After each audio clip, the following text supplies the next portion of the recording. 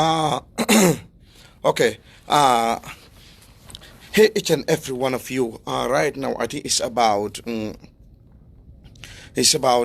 in the morning in United States. I'm just from sleeping. Sorry, my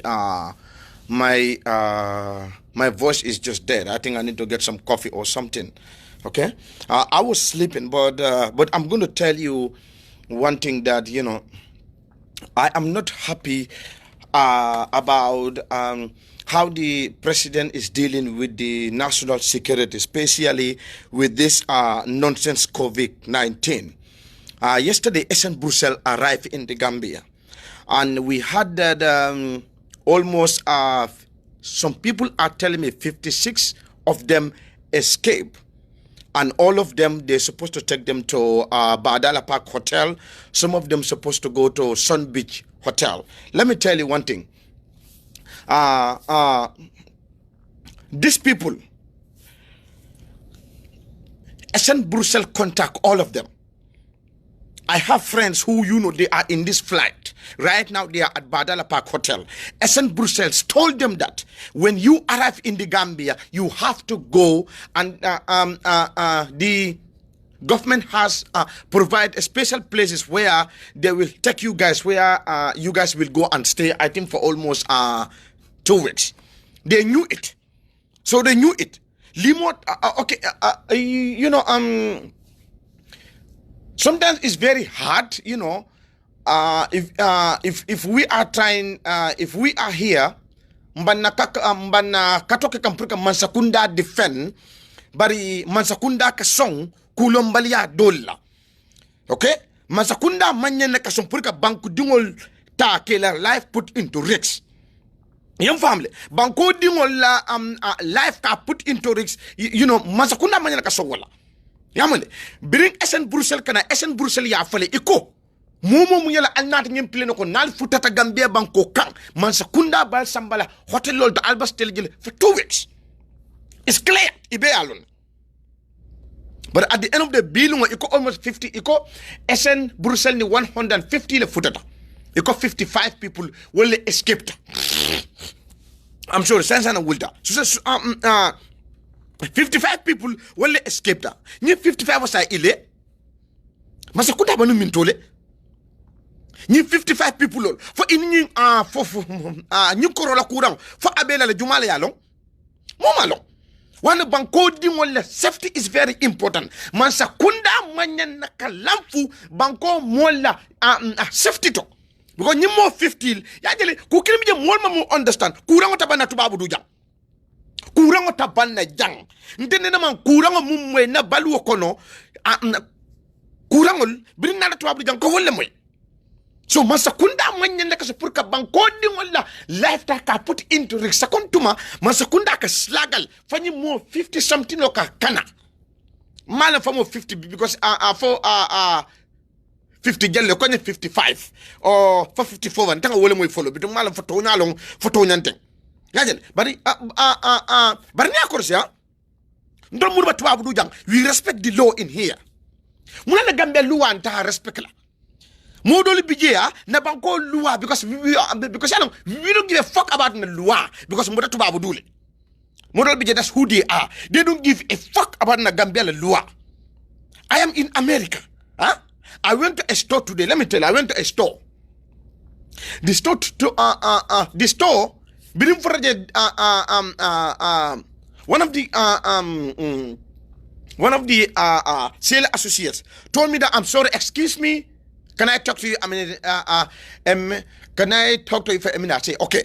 Now the store, one of their staff told me that I cannot be inside the store without a mask. They changed their policy. I have to leave right now to go and get a mask, or they are not going to let me to stop here. And if I refuse his order, he's going to call the police and they will trespass me. I have one ten. Akonyi ba pitiko bulela sign te ita max kamba. Ni wonte ni dunta pitiko kono, ba police on commande la and van be trespass len. Ngamune kente, ngalua bunyade. Murunta back. Na motoko ntata mask. Ntata max ta purka kambana. So muna na Gambia dungo ninta na tubabu dunta na luwa bunyala. Muna tinna. Muna nintol tata Gambia na luwa bunyala.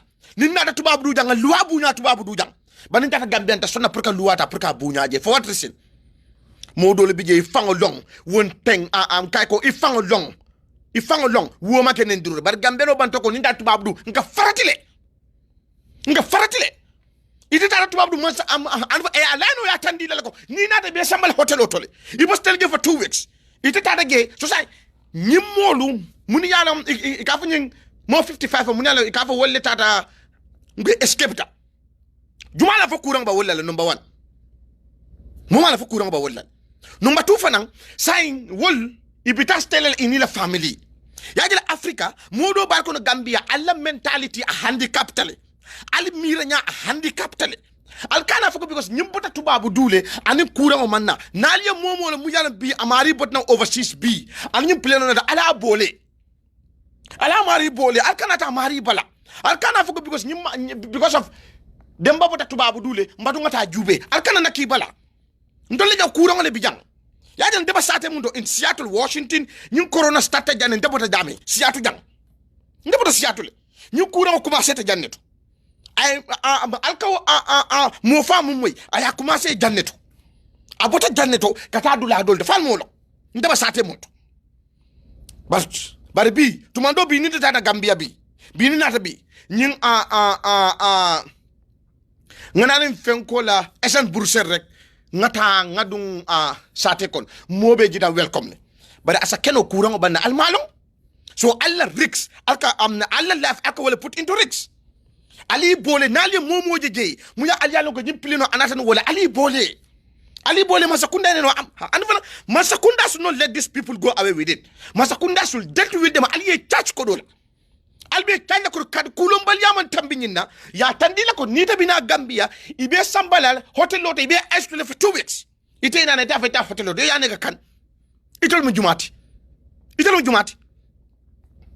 I spoke to one Gambian abanun Gambian anata ne air Portugal la nyanda kata New York UK let me tell you what happened air Portugal ya tandala ko ni arafta Portugal you are going to stay in a hotel for 2 weeks ibe isolated gel jani bida UK air Portugal ya fine you are going to stay in that hotel for 2 weeks before you are going to UK air Portugal did it and that's what air Portugal should do guess what anala sister le basilokan ala sister ka kon demantala ngata ning air Portugal ngata stay Portugal for 2 weeks ngata stay hotel auto at the end of the day ngana bojen kon kana murune back to UK ndawkel ala sister manso ala sister sita Gambia ataka katale guess what happened atadunda plane ko air Portugal ya sama for Portugal brafra Portugal what happened ya bondi jël ya samba hotel auto abije for 2 weeks so after 2 weeks so after 2 weeks plane manso to muyala wala ba samba la UK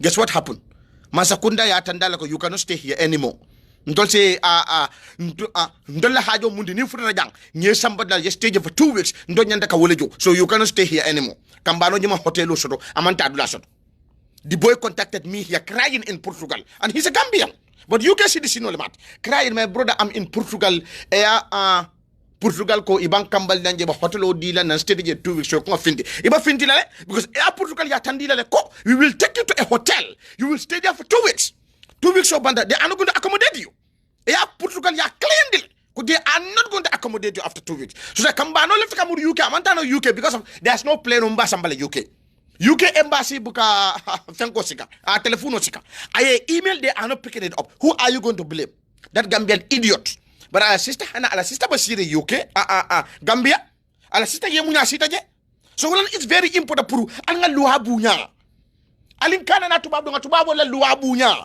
mana Gambia dungul takambele life takan kaputa in risks some of us we are very ignorant because of nyaje masakunda le yatina I blame the government in all this bullshit ni masakunda mu billahi won tan ni nko tubabu du jantol Gambia no muna nga luwa bunya tubabu du jang da luwa bunya la Gambia esen Brussels ni pleno yalang I don't mind pour airport o yele I don't mind it's fine ndola America ja airport o yele ngamar since on the 17th of this month airport o yele yajen bari ndama wori pour airport ta pour ya yele bari ni airport o yele masakunda ko nyinni wala nyanteke biring ñunu futata at the airport biri futata ngasunkuto doje from Fatu Network was Fatu Network about report come.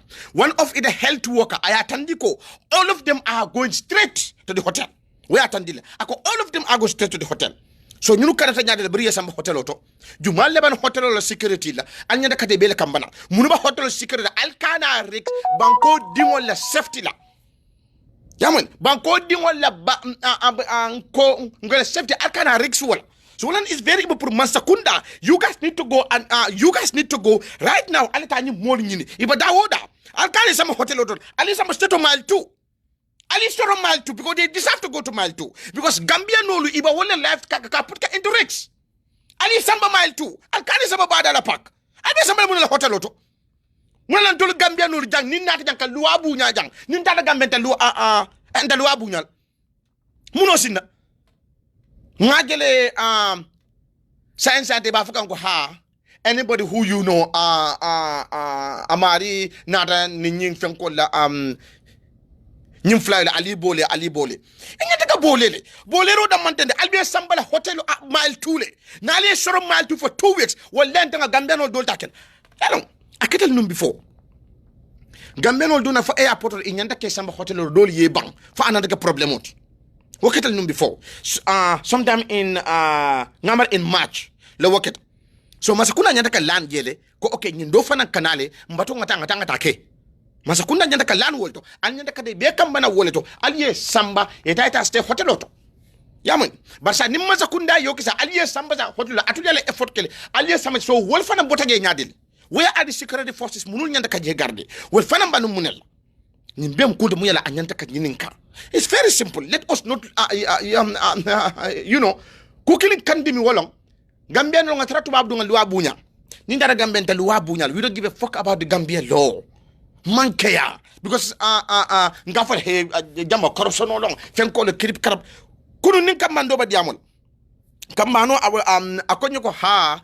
Nabu dol tata ni yempulino la bari ako ay contact letter ay asoto Gambia konafu da Gambia ko ay nia asamba hotel for 2 weeks ate mosulo mu yala bita kambalaji anyina fo jeden and fa alsa lonko modol badala park hotel you know na talibol lamu bi so madam meni ba diamu ka ande anot happy mo mu ne ba hotel to imam content iko iba hotel otole ndol dum wol dum fele e findita nin kambana mumba dema konje kon defana sakina konje bari te pa cholen takela because nyaje man takela nin findita Gambia dum wol bita wolle putla into risks nsanna family fang tumando nyin kurang fang banal yajel mfana nyul do te nyam sa dot no wonyam aya bele fonni and it's so you know and it made me so upset why fango modol fango iba ignorant la because of, you know, Gambia long, because, you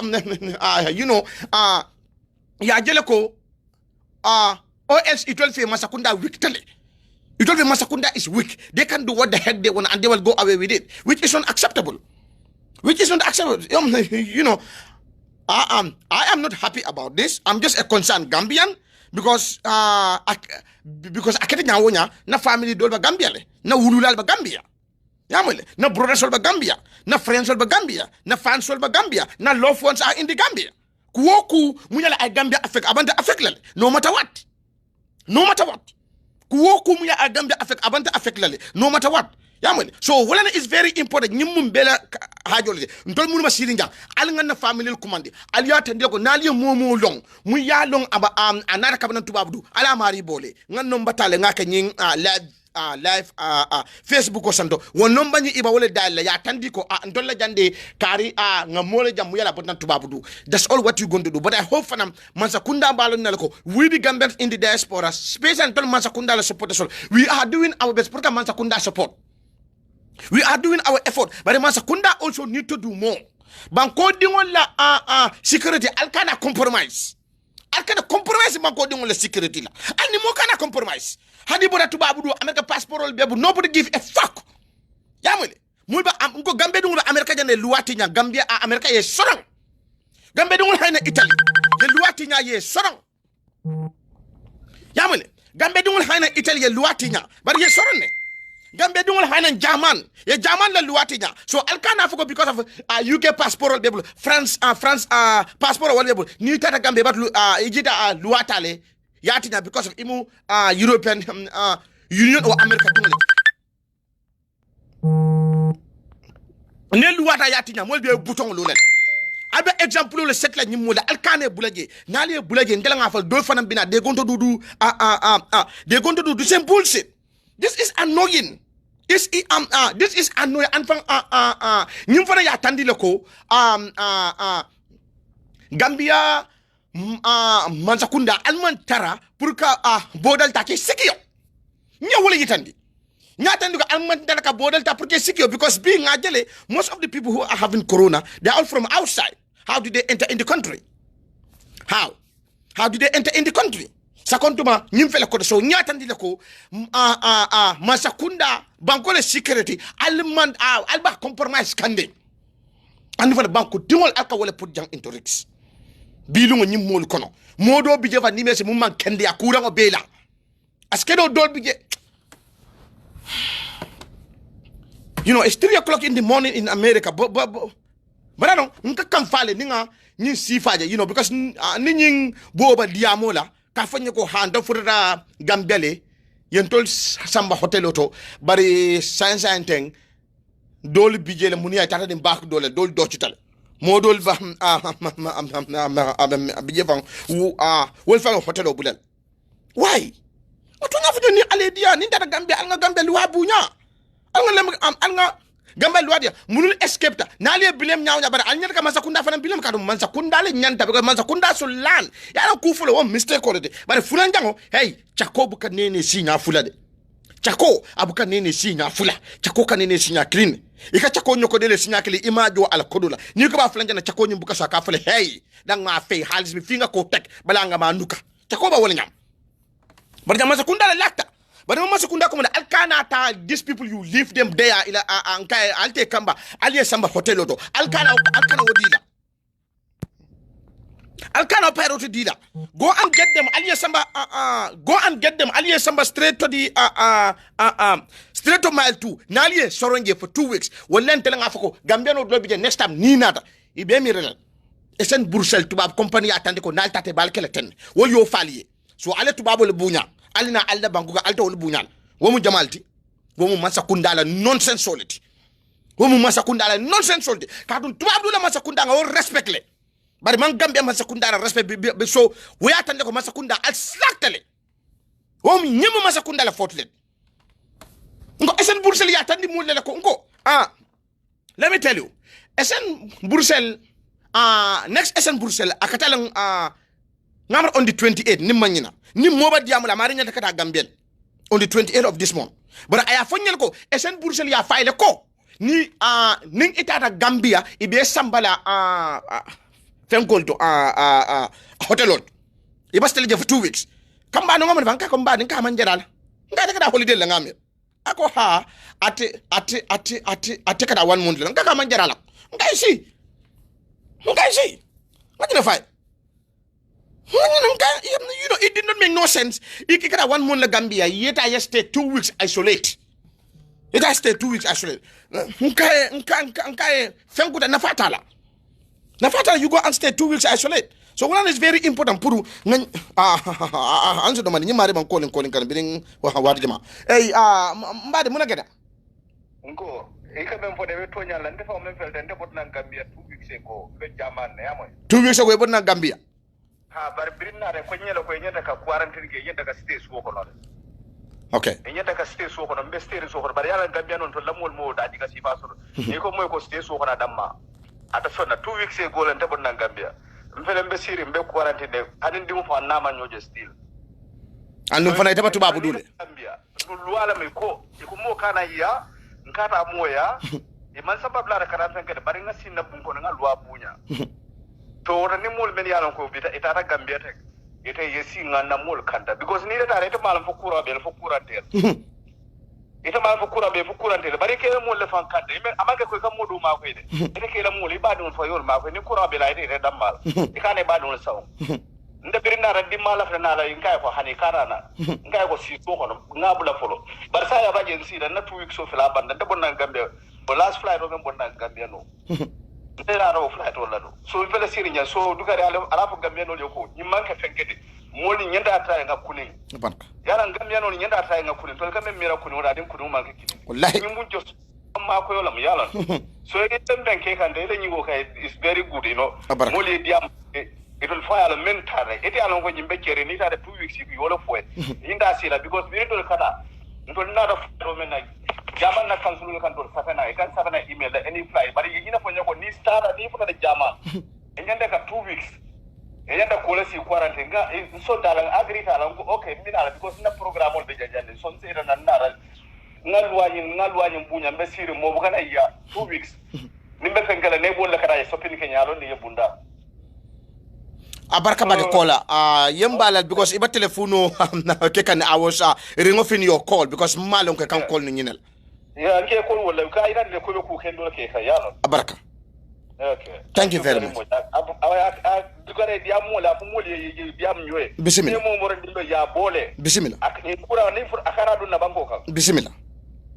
abarka thank you ya jale nyin jube de abota gambia le sanse da tata jaman bara jaman la loi bunyan so munana nin tol tata gambia la loi bunyan nga fon siola nin tolo mun gambia le president ti numbi ha kulombali billahi ni ngal butongoli lo hani hotel kin dal sambalaji ben hotel du mala yobu mile tu ngena dem you sit your ass there kulubali aman tambe nyina just look at nyin kole mum fa rek a jaman la loi bunyan dafa namba wala nyama de nda america jante ka loi bunyan le jang loi mum fa katama ni wala alkana jatane mol ya meren tamage tole din ngan ke kolon nte wala ngan ke kolon bari muna nan tol faran dun ta kele wo nyama mata gambia at the end of God, you know it's so annoying man tata it's so annoying okay anyway mbada na jabari I hope we the Gambians all of us we can talk to our family back home let's talk to our friends back home near more long let them call the number I put the number there because abanyami amon koyde ñunu mu lele escape tating as keno ilo friend ibita wala jela ngoy ño phone o la sister o la cousin o modo wo fana yeta ni tel family nyaay ñuje yajel this what is going to happen that's what I did I contact my brother and go alal hakilo today because iko mo le bota tubab and I contact my family I don't care I contact my family and I told them and that's what I should do because I care for them ngole fo ngoko you know andana WhatsApp message o danga seni mume ngoka alal hakil nale momolong mu yalong amari aboda tubab dule nyi wata kon anni number call because I care for them so alkana miracle because of almang molonje atala family affect la asala family affect no abala family affect la nyaadi le wala nyinti ko i mari dum isita inin dembaye na ni tala family beng o yata ini pate na ni tala family beng o ini aisot ye beng so ni sasa ka san wonyam sasa ni boro tala sai du babul fango korta ni boro dal ndola america sasa is increasing fali o njera ba malo america jang sasa is increasing sasa man taka doya america jande sasa is increasing at this moment so moldu nyanta ka nyine faham al ya long ko sasa nyimba increase kan every fucking day molba fakan america jande every fucking day america jang ngamera fo 120,000 people ni kurang walefa almost 200,000 say sama wala bandika bara kuma sta min dole siatu nta bala sate mun akuma sa jande akuma siatu jande so it's very important alkana si albe ya malo alka fuko ha ñu bala tubabu de a healthy tubabu jan tole nya kurang man jang bilan nal ya long gambian jelle bi jam mun yala ka boro min alba fa la hadi jang mo jama bi jan de drinking a billahi wala ya long alma tubabu le jan depression o jang anyway, I'm just a concerned Gambian who is just concerned about this, and I hope the authority will not go and arrest these people only, but they will arrest them and go and touch them, so the other Gambians will not do it. Because now the other Gambians also are going to do it, so the bullshit is going to continue. Okay, Mafuko Masakunda kana Fengo airport is fine. Masakunda's airport tano ya yeleno, but it's fine, you know. Ning Masakunda yalon ko ning nale bode yele mul ati hamdano alkana yele you know I'm just a concern you know and then I'm just worried about this I'm worried definitely I'm just worried about this yajin so la ni sudo is about 3:10 in the morning in America science mo be yelal because I'm worried about this because of nyunu bida nyu kuron dai ba sound la munna e ala drone yalo okay nte ba ma bijele mba ma ko total sai you know nkai ala talla man so na kola man jige han mola kola ajet nyindung musike ba ringol ke bala ka wolle fa back because in the immune system onye yajet aka wolle fa back because ma bilungo ndole immune system ani alfalta amakile yajet so wala is very important pour mobe yenyin kel haja alna la family diam anfang you know ni momo sembo mu yalong ya so da alnga masakunda preso masakunda kuta alita nyi molu kamba aliya samba mile 2 ali samba mile 2 alkani samba hotel kulum baljala famu nyindi because ali respect ko dila already masakunda aliya samba hotel you guys are going to pay the hotel kulum yala tabalela poso kon and they are doing the same nonsense anyway alama alaya ko mo beke kairo kila banara honmo kon wassalam